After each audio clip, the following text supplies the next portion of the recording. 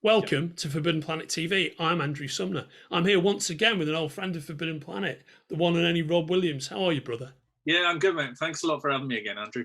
Oh yeah, it's always great to see you, mate. Now, this is a bit of a treat because we're talking about your current AWA book out, Mm. which is just completing at the moment. But we're here to actually talk about the collected edition of Out, which everybody watching this will be able to order from the links attached to our conversation. Now, it's a brilliant concept, mate. What can you tell me about the book? Well, we had, as we speak, we had issue 4 came out in the shops last week. Excellent. I think. Excellent. So we got one more to go. It's a 5-issue book. Basically, the general gist of this, the hook is, it's the great escape, and there's a vampire in the camp. Is as tight as I can squeeze it in.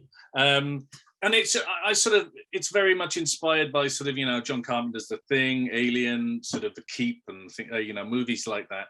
I just kind of got the general idea of like, if you were a prisoner of war in World War II and you were trapped in Colditz or something along that kind, and then there's, the Nazis basically uncover an ancient evil, which is effectively a vampire, and they're losing the war. It's 1944. They know the Allied armies are just on the doorstep. Effectively, it's all over. They're desperate, so they think, well, if we can weaponize this creature, but we need to know if we can control it first. So they try it out on some poor, unfortunate prisoners of war who are all bussed to this castle, which is a bit like Colditz and a bit like the castle in Where Eagles Dare. Yeah. And from that point on, the prisoners start getting picked off one by one, and it's a case of just they have to escape, or they've had it. Basically. It's a brilliant confluence of pop culture influences, because we were talking about off camera about our mutual love of military and aviation and whatnot, and World War II has always figured very heavily in my entertainment life, but to take that and to jam it together like with a bit of The Keep, with a bit of some other elements, and with that great art team you've got as well. What can you tell me about them? Well, Will Conrad is the artist, who's amazing, and Will's he's very much, you can almost see sort of Bolland at times in his work. I mean, he's that kind of artist. And I've worked with Will briefly. I worked with him on a Superman book for DC a couple of years ago, so I knew he was terrific. And with this being a book where we've got a bunch of prisoners, it's that story. So you knew we needed an artist who who the characters are. We need someone who's very good at character, very good at facial expressions. We haven't got lots of costumes in this to sort of hide behind. And Will does that in spades, but he's also his research and how detailed he makes the castle. It looks like he's drawn every sort of brick in this horrible Gothic monstrosity. He's amazing. Our colorist is Lesko, who again brings the entire thing to life. And it's just been a real kind of joy of a book, because it's creator owned, and we've able to craft it and really sort of make it exactly what we wanted it to be, which is very creepy, and the type of book that is hopefully going to scare the bejesus out of you as well, and have some great characters. Because with any story like this, like if you look back to sort of like Ridley Scott's Alien, you've got to care about the characters in it, because frankly, not all of them, the majority of them, are not getting out of this alive. So what you have to be the mean, horrible writer where you make people care about these characters and then you get rid of them. I get that. I get that. Well said, mate. The what I think, observing and being a fan of yours, is that you've been on a great roll recently with your creator own work, because we talked a while back about Old Haunts, which is a great book, and it seems to me you have a pretty fertile relationship with the guys at AWA. Well, that's fun. I mean, we've done 2 books. I mean, Old Haunts I have here as well, just to sort of there we go. By myself, Ollie Masters and Lawrence Campbell and Lee Lowridge, and this one again is very this is kind of like a Michael Mann horror book, basically, where sort of one night in LA, 3 gangsters who are about to retire get haunted literally by the sins of their past. I think, I mean, both Old Haunts and Out are both sort of very embedded in my love of certain movies, and it's kind of, they're very cinematic in intent as well. And there's, even in their structure, the fact that they're both 5-issue series, start, middle, and end, and get out. So it is a bit like you're watching a movie or you're watching a mini series. You're getting the whole story, and that kind of appeals, rather than doing an ongoing book whereby you're constantly sort of teasing new storylines and trying to keep the thing rolling.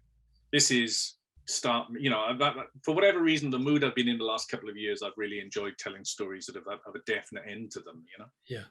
Well, I think complete stories work on so many levels. I mean, I'm a lifelong comic fan, as you are, but one of the frustrations, of course, of liking the archetypal characters is the narratives never end, and they're not even really produced by human beings. They're produced by corporations who hire human beings to do the creation, right? Yeah. But it's frustrating. We all really, in a world in which we've grown up reading novels and what have you, you want a story to have that beginning, middle, and an end. You want to have a satisfying read that sticks a pin on it. You think, oh man, that was good. Well, there's stakes as well, right? I mean, it's just like, if you think of any of our favorite movies, or our favorite novels, you're embedded with these characters, you're invested. And then when they suffer their fates, it's heart-wrenching or uplifting or whatever. That's drama, right? Yeah. But, as much as I love, and like you, I've loved Marvel and DC books my entire life. But, if Wolverine's dying next month in a big event, we know he's back in a year. Tops, yeah. And it kind of dilutes it over time. So it's kind of nice to sort of tell stories where there are genuine stakes, where it feels like, and they're yours as well. That's the beauty of creator-owned. You don't have so much editorial interference. I mean, for good or bad, they're your babies. Speaking of that, have you had any interest from film and TV for some of the stuff you've been working on in recent years? Old Haunts, AWA announced that they've kind of hired a screenwriter to work on, to write the script for that. There's as we all know, there's a long way to go with that stuff. Doesn't necessarily mean it's making it to the screen yet, but there is a screenplay, being written right now, so that's cool. And then a few other things as well. I mean, I did a book called Unfollow, which I see if I can find a couple of years ago, which was very cool. Yeah, that was a great book, mate. Yeah, thanks. Unfollow has been optioned like a bunch of different times, and nearly made it to TV once with ABC in the States, and currently there's some movement on it again. But again, same, there's I forget what the exact phrase is. There's a fine line between success and failure with this stuff. Do you know what I mean? Yeah. Fingers crossed they'll come to fruition, but you never 100% know. Yeah, all right, mate. And you believe it when the check clears is the bottom line. Yeah, right on. That's it. That is it exactly. You've got your great sort of Hellboy universe book rolling out at the moment, Sword of Hyperborea, with that's you and your mate Lawrence Campbell again. Yep.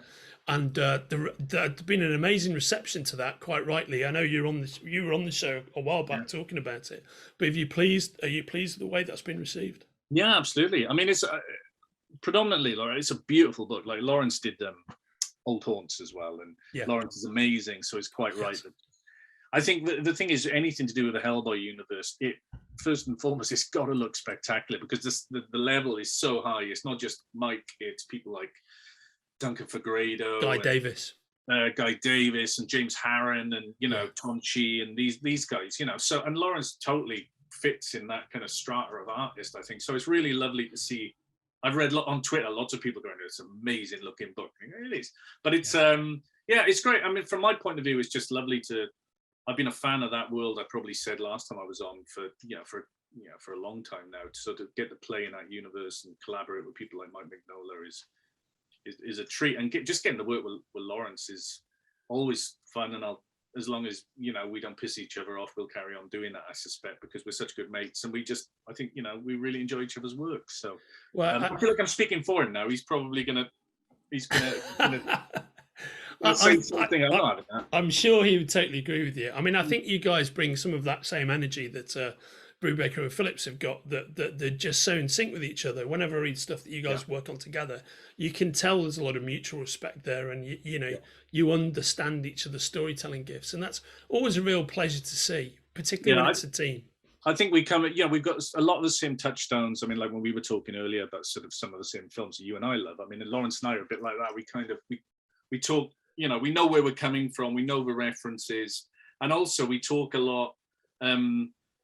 we talk it back and forth before I start scripting and he starts drawing. And very often, you know, it's like there's a lot of him in the scripts, and there's, you know, and I'll kind of go on when he sends me breakdowns, you know, we'll talk those through. So it's really, it's a lot more team orientated than it is with a lot of sort of the big two books where you just write a script and you hand it off to someone and you never have any contact with them and you don't 100% know what you're getting back.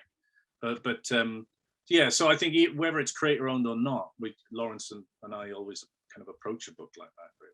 Yeah, no, that's very interesting to hear. And just to flip back to Out, I think the fact that one of your touchstones is The Great Escape is what I really love about. I mean, I absolutely love that movie. It's one of my top favorite, you know, top 5 films of all time. One of the reasons I love it so much is it's a big, joyful movie filled with all this excitement and pure on-screen joy and amazing chemistry from this brilliant cast. But fundamentally, at the end of the day, it's a very depressing tale where actually very few of them manage to escape. 3 of them, in fact, if I remember, it's like Bronson, John Layton, and James Coburn are the only ones who get away. Everybody else is caught and or executed. And it's I think it's a brilliant exercise in mixing tones, where it's kind of similar to what Tarantino does now with things like Once Upon a Time in Hollywood. But what Sturges is doing, he's taking the form, he's turning it into a huge, incredible action adventure movie filled with humor and jokes and amazing set pieces. But at the end of the day, it ends very, very unhappily. Yeah, and you end on the jaunty and he's McQueen's back with the ball bouncing on the wall, and you go, hang on, a few minutes ago Gordon Jackson and his lot were getting taken into a barn and shot in the blood, and we're ending on a jaunty kind of. I mean, and sort of you got Donald Pleasance and the tragedy of him and James Garner and 100%. Yeah, but again, it's, I mean, that's kind of like without. I mean, it's not. That's one of the things I love, those type of films. I love films that are just, which you don't feel like you get anymore, because they're filled with amazing character actors. It's like John Carpenter's The Thing, right? You know, Ridley Scott's Alien I talked about earlier. You know, apart from all the amazing things we love about those movies, one of the absolute genius things about them is they're not movies filled with alpha looking incredibly beautiful human beings. They all look like real human beings, and they can all act their asses off as well, you know what I mean? So that's the type of things that, you know, especially without, you know, that's what we were aiming for. That's one of the reasons we needed an artist like Will Conrad, because like I said, someone needs to sell the acting performances, someone needs to sell that these are very different characters, you know. And I think, you know, Will's very good at that. But yeah, I mean, more movies like that, you know, with not necessarily beautiful people in them who can act a lot, then I'm a happy man. No, I agree completely. I agree with you about Will. I think its portrayal of emotion and character is brilliant. And it's amazing how many truly great artists can't do that, or were never able to do that. I mean, you know, I'm a big fan of Jack Kirby, who isn't, but Kirby was all about propulsivity, I made that up, all about that world building, you know, but his character, his faces essentially all look the same, right? You know, there's not much variation going on. Well, I mean, if I, let's say I work a lot, you know, over the years with Chris Weston as well. I like Chris. God, I love him. He's brilliant. He can do amazing performances, you know, acting performances. Disraeli I've worked with over the years, who's great and does that.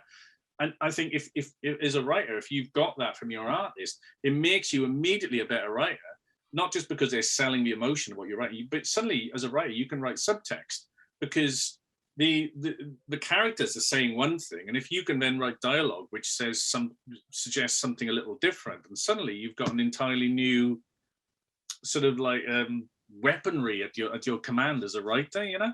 But not every artist can do that. It's sometimes you just can't do that, and you have to go back and rewrite dialogue and make it a bit more expositionary to tell what which is never as good, and then you're not as good a writer, you know, lo and behold.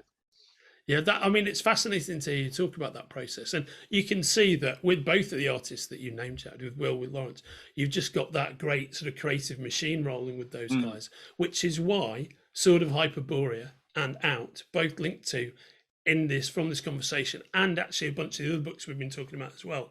Anybody watching this has got to check them out if you haven't checked them out already. And thanks for joining me, mate. It's always great to see you. No, thanks a lot for having me, Andrew. Yeah, and great. And yeah, always nice to chat. And I'm sure we'll be on again at some point. Yeah, I'll see you soon, mate. Take care. All right. Cheers. Thanks a lot.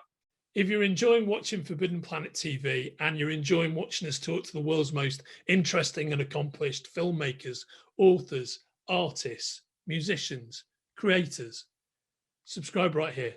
See you soon.